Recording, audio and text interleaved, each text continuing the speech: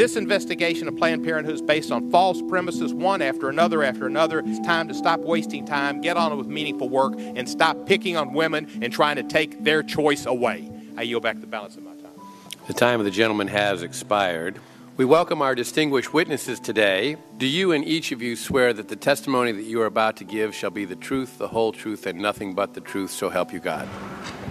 And I'll now begin by introducing today's witnesses. The first witness is Dr. Anthony Levatino. Dr. Levatino is a board-certified obstetrician gynecologist. Over the course of his career, Dr. Levatino has practiced obstetrics and gynecology in both private and university settings, including as an associate professor of OBGYN at the Albany Medical College. And Dr. Levatino, we'll begin with you. Welcome. Thank you, Chairman and members of the committee. I only have 5 minutes, so I'm going to get right to it. Second trimester D&E abortions performed between roughly 14 and 24 weeks of gestation. Your patient today is 17 years old. She's 22 weeks pregnant. Her baby is the length of your hand plus a couple of inches. And she's been feeling her baby kick for the last several weeks, but she's asleep on an operating room table. You walk into that operating room scrubbed and gowned, and after removing laminaria, you introduce a suction catheter into the uterus. This is a 14 French suction catheter. If she were 12 weeks pregnant or less, basically the width of your hand or smaller, you could basically do the entire procedure with this. But babies this big don't fit through catheters this size. After suctioning the amniotic fluid out from around the baby, you introduce an instrument called a Sulfur Clamp. It's about 13 inches long. It's made of stainless steel. The business end of this clamp is about 2.5 inches long and 1/2 inch wide. There are rows of sharp teeth. This is a grasping instrument. When it gets a hold of something, it does not let go. A D&E procedure is a blind abortion, so picture yourself introducing this and grabbing anything you can blindly and pull, and I do mean hard, and out pops a leg about that big, which you put down on the table next to you. Reach in again, pull out an arm about the same length, which you put down on the table next to you. And use this instrument again and again to tear out the spine, the intestines, the heart and lungs. Head on the baby that size is about the size of a large plum. Can't see it, but you pretty good idea you've got it if you've got your instrument around something and your fingers are spread about as far as they go. You know you did it right if you crush down on the instrument and white material runs out of the cervix. That was the baby's brains. Then you could pull out skull pieces. And you have a day like I had a lot of times, sometimes the little face comes back and stares back at you.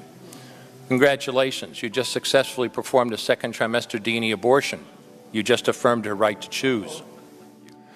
One more question, Dr. Levatino.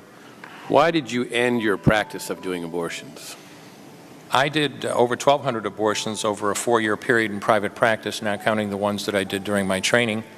I met my wife during my first year of training at Albany Medical Center. We got married about a year later and found that we had an infertility problem.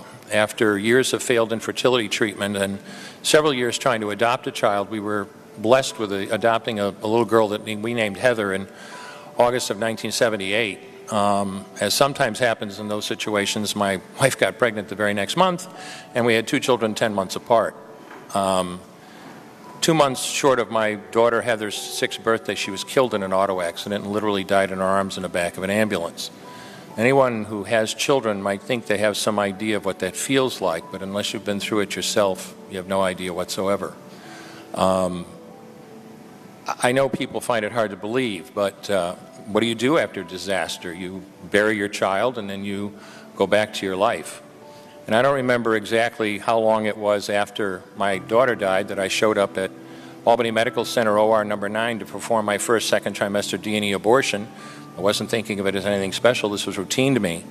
But I reached in, literally pulled out an arm or leg and got sick. You know, earlier on I described stacking up body parts on the side of the table. It's not to, gross people out, to use a simple term.